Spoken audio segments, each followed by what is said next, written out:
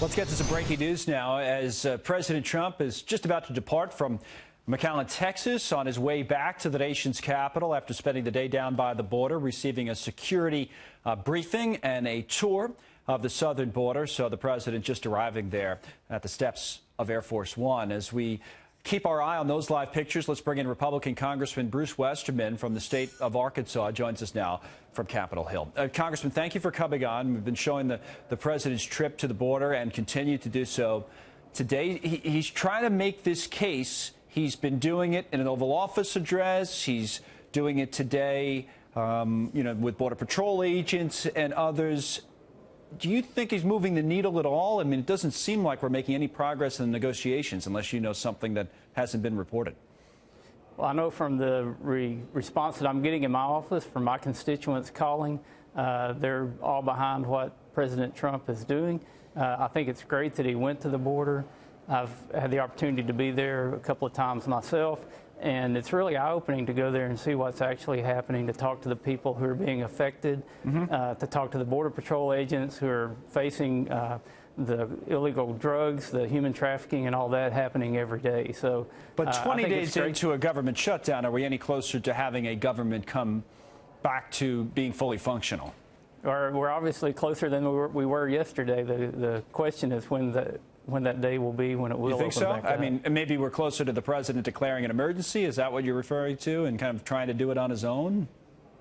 Yeah, I think something will happen. He'll either declare the emergency and do it on his own, or Democrats will finally come around and take our nation's security seriously. You think the emergency declaration would be a mistake for the president politically, or something that shows that he's kind of fighting for his constituents, or his supporters, I guess I should say, and showing them that he's willing to go as far as it takes? Whether or not the courts hold it up, obviously, would be a different story. But do you think it's the right thing to do?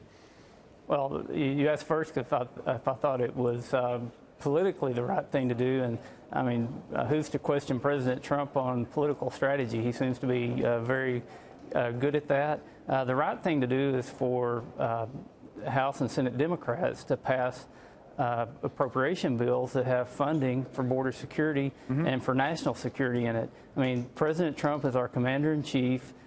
His agencies have told him what they need to keep our country secure, and he's asked Congress for that, and we should give him the resources to protect our country. Speaking of resources or appropriations, there have been some bills. There was one yesterday. I know there was another one there a short time ago the Democrats put forward, which would open up portions of the government, fund portions that are closed, and then, I guess, negotiate on the rest of it. Do you support that kind of thing? I support getting the funding for the security. And we've voted on that already in the House last Congress. So that's a no. It's an all or nothing. It's an all or nothing. You say you have to open up the whole thing, get a deal, but you're nothing piecemeal, nothing one at a time like that.